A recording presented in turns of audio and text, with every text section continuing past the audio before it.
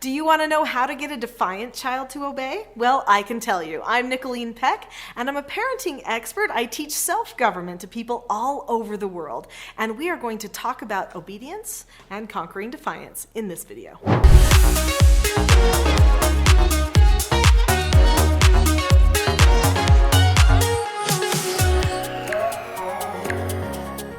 I'm the mother of 4 and the previous foster parent of many, what most people would consider troubled teens. They were all between the ages of 12 and 18. And for years, people have asked me to teach about parenting all over the world. I've written 11 books, and my family starred in a BBC documentary.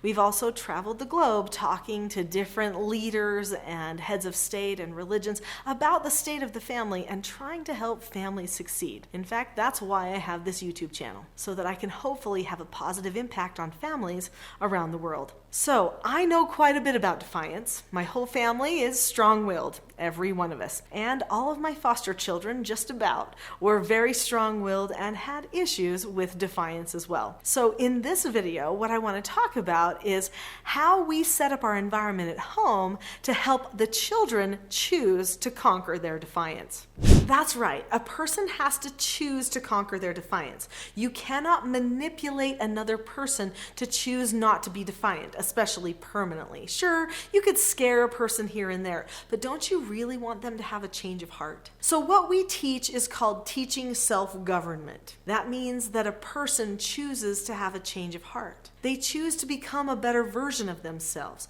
to analyze themselves, and to change their course toward a more productive path, or to become the person that they know they ought to become. That's what it means when a person governs themselves. And that's what I've been teaching my family and other families now for many, many years. I'm going to share with you 4 things that you can do to help your child choose not to be defiant any longer. First, many people choose to be defiant because they lack the proper skills of communication. So logically then, we should give our children the skills they need to communicate with us in a way that they can get what they want. We teach our children 4 basic skills. These 4 basic skills are how to follow instructions, how to accept no answers and criticism, how to accept consequences, and how to disagree appropriately. Each one of these 4 basic skills has a skill set attached to it that lists the steps that a person goes through to accomplish that skill. A person has to do all the steps to the skill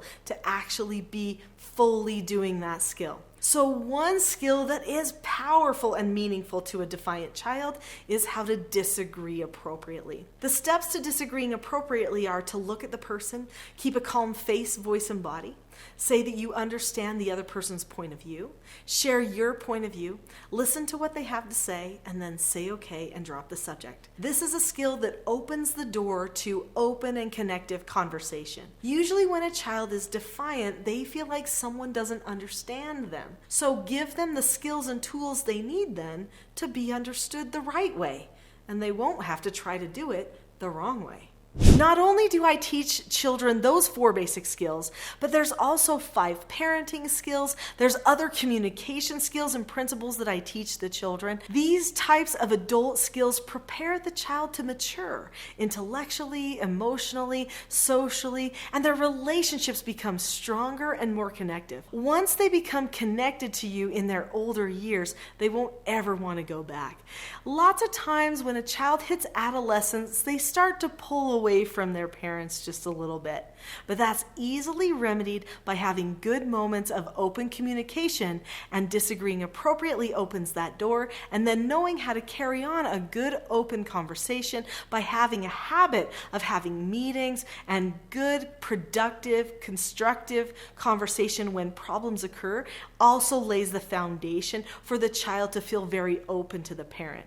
So we teach the children even all of the parenting skills. That doesn't mean that they're going to be parenting the children, but ultimately, at the end of the day, a person who is self-governed parents themselves. Before I move on to my next points, be sure to subscribe to this channel because there are helpful videos like this that come out every single day. You won't want to miss any. Speaking of the skills, One really important skill that parents should have in their quiver, in their toolbox of parenting tools that they need, is pre-teaching. And when you want your child to conquer their defiance or any other troubling behavior for that matter, we start with pre-teaching. So teaching them ahead of time exactly what they should do instead of the troubling behavior. So usually I pull my child aside, we have a special conversation about a problem that I'm noticing, and then we make a plan for their future. This plan involves pre-teaching of a certain skill that maybe they don't have yet. So maybe the skill is being able to accept a no answer. Maybe that's something they're struggling with a lot. There's 4 steps to that skill. I'm going to teach my children those 4 steps, and then we'll move on to the practice. It's super important that you practice proper behavior with your children. I'm a big advocate of role playing. I know it's awkward. I know most people don't like the concept of role playing or acting out a behavior that didn't really need to happen right then. But I promise you, this is good training for what you want to do in the future. A person has to have more opportunities experiencing something the right way than the wrong way in order to change the behavior. So if you want your child to overcome their defiant behavior by teaching them the behavior of disagreeing appropriately or accepting a no answer, then you need to give them the opportunity to practice it multiple times. So when I teach my Teaching Self-Government Parenting course, at the end of the course, I tell people, okay, now for 15 minutes every day as a family, practice all of these skills. Even if it seems awkward, do it for 2 weeks. Even if you think everybody is getting the skills down pat, keep practicing them. Because once you've done it that many days in a row, then the children will master those skills. They'll be able to use them as a point of reference, and so will you. Because honestly, it's actually the parents who have the biggest struggle remembering new skill development. The children catch on to it a lot quicker, just because of the stage of brain development that the children are in. They're much more malleable than we are. As you're practicing, and even after you're practicing, and when you're correcting all the times you can think of it, remember to praise the children. Did you know that praise is a key component in an attitude shift? If you have a child that is defiant, they probably need to be praised more. You should praise your children 6 to 10 times for every 1 time that you correct them. Now I want you to think, how many times do you correct your child in a day?